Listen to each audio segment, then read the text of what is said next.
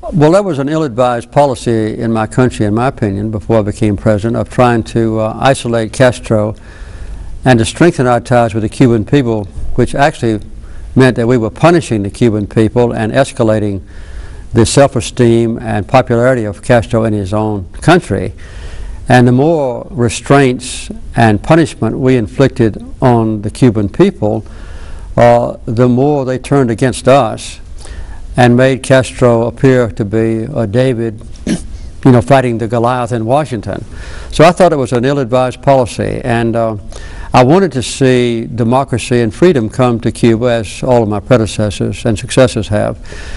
But I thought that the best way was to open up the society of Cuba to a massive infusion of contrary positions and freedom of speech and visitors who would acquaint Cuba with what was going on here and in other countries. So that's why when I became president, within 2 months, I had totally eliminated all travel restraints by Americans to Cuba. And I was hoping that we could induce Castro to adopt more democratic ways and to alleviate the restraints that he had placed on the Cuban people. I thought that it was a good move also to establish over a period of time direct and unequivocal diplomatic relations with Cuba. Under the American Constitution, by the way, this is a unilateral decision that the president can make. He doesn't have to get approval from Congress. Under our Constitution, the president can recognize or not recognize countries. And so I started this laborious process. And it would have succeeded, I think, except that Castro did two things that were very disturbing. One, he opened up the gates of his prison and his mental institutions for a massive exodus of boat people to America, which was very disturbing to me. And secondly, he sent a large number of Cuban soldiers to Ethiopia to participate in what was then called the Ogaden dispute between Somalia on the one hand and Ethiopia, which was headed by communist dictator Mengistu. And I thought that unnecessary intrusion of him in a disturbed situation in Africa was unwarranted. So if those two things hadn't happened, I think we would have had full diplomatic relations with Cuba. As it was, Castro and I were able to establish what we call interest sections. That is, an office in Havana for United States and an office for Cuba in Washington. And all of my successors have maintained those offices that were established during my administration. As soon as I left office, President Reagan and his successors, under tremendous pressure from Cuban Americans, primarily in Miami, have reversed the situation, and they have become increasingly fanatical almost in trying to attack Castro. And now, as you know, there is almost a total prohibition against any American visiting Cuba.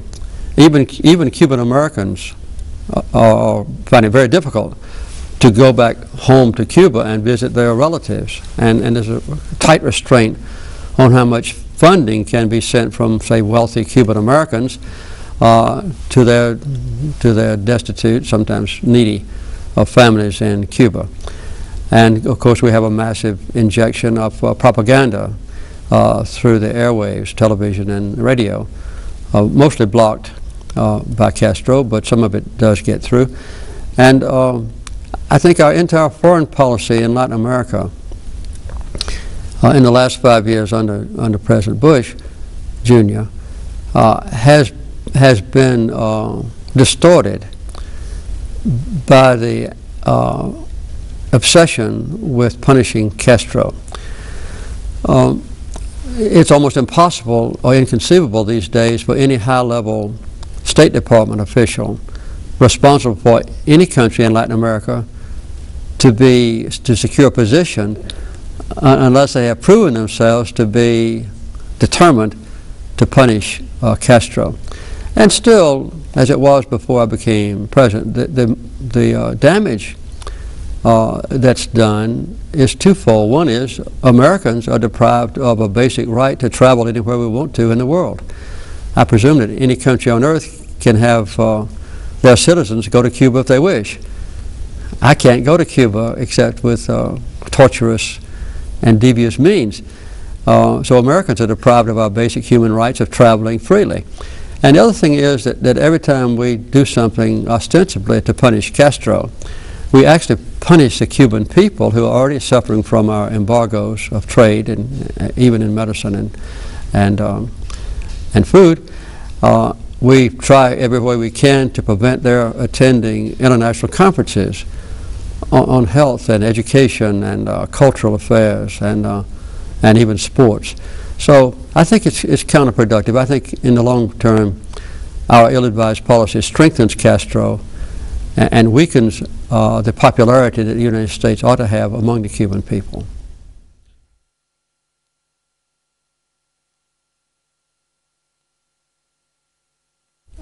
As a peanut farmer in Georgia who intended to be a candidate for president, obviously I monitored the reports of the Church Committee very carefully. The expose revealed that the United States had attempted on several occasions to assassinate Castro by various means, sometimes ludicrous means, poisoned cigars and things of that kind. And this was in direct violation of American law. The incumbent president then, Gerald Ford, Republican, issued a presidential decree that still is ostensibly effective. I certainly observed it when I was president, that prohibited any patently illegal acts by the CIA or any other American official, secret or not, that would result in assassinations or crimes against individuals or groups. And I think that the whole nation then of the United States was concerned and to some degree embarrassed to learn about these attempts to assassinate Castro. Frank Church, who became a friend of mine, I considered him as one of those that I might ask to be my vice president. I decided not to. I think the report of his committee was very valuable. And the results of that committee, I think, were permanently applicable, at least through the Clinton administration until President George W. Bush took office.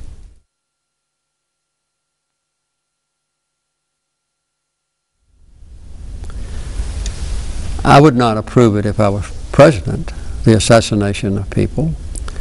I think if someone is guilty of a crime, the best way to address that is through the International Criminal Court, which is an established legal entity approved now by 140 nations on earth to deal with crimes of this kind. And so I would not approve personally any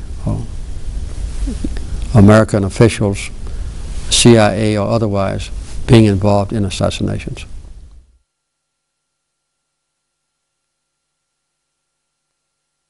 Well, I think that on an international scale, Fidel Castro is inherently harmless. There's nothing he can do to hurt the United States or to hurt Great Britain or to hurt France or any other country. I don't approve, obviously, of his dictatorship. I've read and studied the Cuban Constitution and laws. They are, in most cases, on human rights, they are quite adequate. Castro has violated his own Constitution and laws in not permitting opposing voices to be heard in Cuba, not permitting political opposition to form and to mount candidates. So that part of his administration is subject to universal criticism. Cuba has survived barely economically. They've had some desperate times, particularly when the Soviet Union disassembled and their massive help to Cuba was terminated. Now Cuba's getting some economic help from other sources, Venezuela with cheap oil and so forth. In return, Castro has sent thousands of Cuban doctors and dentists and nurses to Venezuela and to other nations around the world. They have a superb health system, perhaps one of the best on earth. The year before I was there, for instance, only one child was born in Cuba infected with HIV, AIDS. That was an extraordinary achievement. They have to manufacture their own pharmaceuticals, some of which have been adopted by other countries to treat diseases. Illiteracy is non-existent in Cuba. So some of the social services are very good. If Castro would modify his position to let the Cuban people have freedom, then I think that would be my main frustrated hope for Cuba, for Castro, and for his people. And I think the best way to bring about modification that I've just described, that I need not repeat, is to open up in an unrestricted way travel and commerce with Cuba. Let the Cuban people become acquainted without restraint with the outside world, including their relatives and friends, in the United States.